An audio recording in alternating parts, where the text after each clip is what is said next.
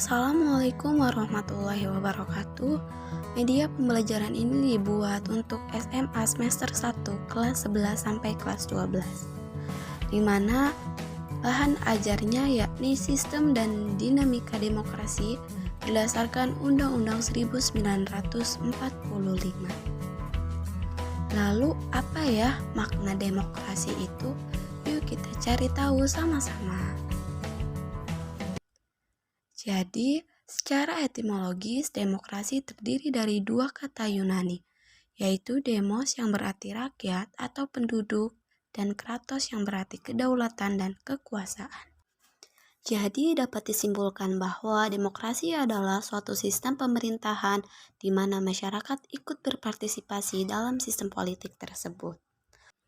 Selanjutnya ialah prinsip-prinsip demokrasi. Yang pertama, kedaulatan rakyat. Kedaulatan rakyat memiliki arti yakni kekuasaan, di mana semua kegiatan yang berkaitan dengan kenegaraan harus didasarkan pada kepentingan rakyat. Yang kedua yakni pemerintahan berdasarkan persetujuan dari yang diperintah. Selanjutnya ada kekuasaan mayoritas, hak-hak minoritas, jaminan hak asasi manusia, di mana ketiganya saling berhubungan. Kaum minoritas memiliki hak yang sama dengan kaum mayoritas dalam sebuah negara, di mana hak-hak dasar mereka ialah jaminan hak asasi manusia. Misalnya, dalam kebebasan memilih agama, secara sosial maupun budaya. Kemudian ada pemilihan bebas yang adil dan jujur, bersamaan di depan hukum, serta proses hukum yang wajar, di mana harus adanya keadilan, sehingga keadilan tersebut akan mendapatkan proses hukum yang sesuai dengan apa yang ia lakukan. Ada dua jenis bentuk dasar demokrasi, yaitu demokrasi langsung dan demokrasi tidak langsung. Demokrasi langsung yaitu semua warga negara berpartisipasi langsung dan aktif dalam pengambilan keputusan pemerintah. Misalnya ketika pemilihan presiden. Dan selanjutnya yakni demokrasi tidak langsung, yaitu disebut juga dengan demokrasi perwakilan. Maksudnya yakni di mana warga negara memilih perwakilan yang diberi kekuasaan untuk membuat keputusan atas nama rakyat tersebut. Selanjutnya, perkembangan demokrasi di dunia dan di Indonesia. Perkembangan demokrasi di dunia, yakni ada demokrasi liberal, demokrasi terpimpin, demokrasi sosialis, demokrasi partisipasi, demokrasi konstitusional, dan demokrasi konstitusional. Di mana dari perkembangan demokrasi di dunia ini juga pernah dipakai atau berkembang di Indonesia. Yang pertama ada periode demokrasi liberal, di mana berlaku pada tahun 1950 sampai 1959. Demokrasi liberal ini memiliki karakteristik parlemen memegang kekuasaan politik yang sangat besar. Kemudian, sistemnya multipartai, pengawasan yang ketat, sehingga menyebabkan akuntabilitas pejabat negara sangat tinggi. Kemudian, pemilu 1955 terlaksana sangat demokratis, dan hal berserikat dan berkumpul terjamin dengan jelas. Kemudian, berselang selanjutnya, perkembangan Indonesia berganti lagi dengan demokrasi terpimpin yang berlaku pada tahun 1959 sampai 1966. Pada periode ini, demokrasi terpimpin tidak mencapai kesuksesan demokrasinya, di mana segala sistem maupun peran kontrolnya melemah, sehingga muncullah periode demokrasi masa Orde Baru, di mana berlaku pada tahun 1965 sampai 1998 untuk memperbaiki periode sebelumnya, yakni periode demokrasi terpimpin tersebut. Lahirnya periode demokrasi masa Orde Baru ini diawali dengan dikeluarkannya surat pemerintah 11 Maret pada tahun 1966, di mana Orde Baru berlangsung dari tahun 1966 hingga 1998.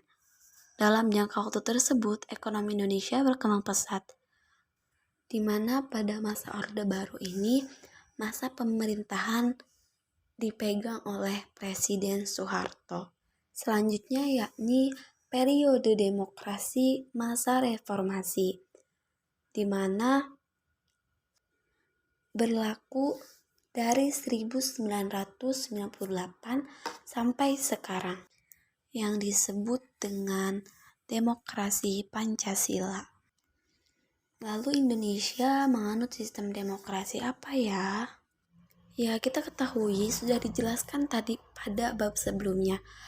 Kalau kalian memperhatikan, yakni saat ini Indonesia menganut demokrasi periode reformasi, di mana periode reformasi ini menganut demokrasi Pancasila, di mana demokrasi Pancasila ini dilaksanakan berdasarkan nilai-nilai Pancasila yang diterapkan dalam kehidupan sehari-hari. Nilai-nilai demokrasi Pancasila itu tercantum dalam sila keempat dan diikuti oleh nilai-nilai sila lainnya.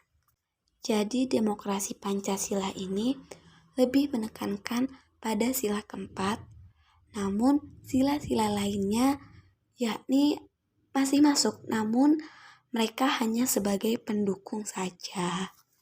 Adapun inti dari nilai-nilai demokrasi Pancasila yakni setiap warga negara memiliki hak dan kewajiban dan kedudukan yang sama. Tidak boleh ada diskriminasi. Selanjutnya yakni tidak boleh memaksakan kehendak orang lain. Yang tiga yakni mengutamakan musyawarah untuk mufakat dan mengutamakan kepentingan umum. Karena demokrasi Pancasila lebih menekankan pada sila keempat, maka kita harus tahu makna sila keempat Pancasila dalam demokrasi tersebut. Di mana pertama yakni adanya kerakyatan, di mana memiliki arti bahwasanya kekuasaan tertinggi berada di tangan rakyat, di mana hal itu sesuai dengan prinsip demokrasi Pancasila, yakni demokrasi yang berkedaulatan rakyat. Selanjutnya ada hikmat dan kebijaksanaan, memiliki arti bahwasanya ketika penggunaan pikiran manusia harus mempertimbangkan persatuan dan kesatuan bangsa. Ya, jadi dalam proses demokrasi harus adanya kebijaksanaan tersebut, baik dalam kesadarannya, kejujurannya, dan pertanggungjawaban dari warga negara maupun pemerintahan tersebut. Selanjutnya ialah permusyawaratan. Memiliki arti bahwasanya dalam mengambil keputusan harus mencapai keadilan dan mufakat yang sesuai dengan kehendak yang memegang kedaulatan, di mana sudah kita ketahui kedaulatan yang tinggi pada demokrasi Pancasila di Indonesia ini yakni berada di tangan rakyat, yakni dari rakyat, untuk rakyat, dan oleh rakyat. Dan yang terakhir yakni perwakilan, memiliki arti bahwasanya bagian dalam partisipasi rakyat melalui pemilu, di mana pemilihan umum ini untuk memilih wakil rakyat dan pemimpin bangsa dan negara. Nah, selanjutnya yakni dasar hukum pelaksanaan demokrasi di Indonesia. Nah, karena kita ketahui di Indonesia ini merupakan negara hukum, jadi segala sesuatu atau aktivitas yang kita lakukan harus ada dasar hukumnya. Nah, dasar hukum pelaksanaan demokrasi Indonesia merujuk pada pasal 1 ayat 2 Undang-Undang Dasar 1945 sebelum amandemen, yang berbunyi, kedaulatan adalah di tangan rakyat dan dilakukan oleh Majelis Permusyawaratan Rakyat. Nah, jadi pada masa ini kedaulatan tertinggi yakni dipegang oleh Majelis Permusyawaratan Rakyat, maka dilakukannya pun oleh Majelis Permusyawaratan Rakyat. Selanjutnya yakni Pasal 1 ayat 2 Undang-Undang Dasar 1945 setelah amandemen. Kemudian bunyinya berubah, yakni kedaulatan berada di tangan rakyat dan dilaksanakan menurut Undang-Undang Dasar. Nah, jadi pada pasal 1 ayat 2 ini setelah amandemen, kekuasaan tertinggi dipegang oleh rakyat.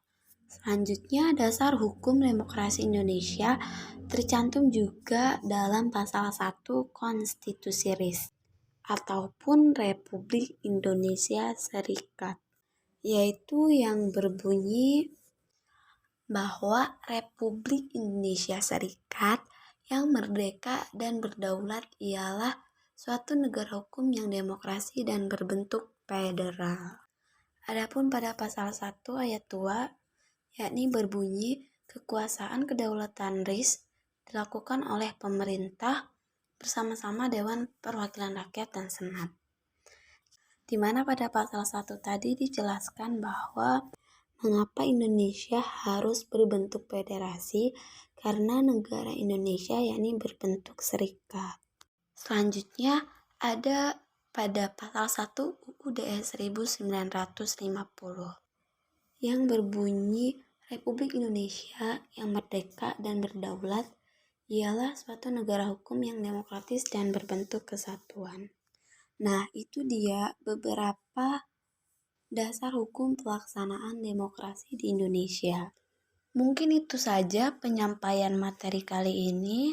Agar Anda lebih memahami dan menguasai tentang materi ini, Anda bisa mengerjakan tugas yang sudah tertera, yaitu menurut Anda pemerintah yang demokratis itu pemerintahan yang seperti apa dan seberapa penting demokrasi dalam kehidupan.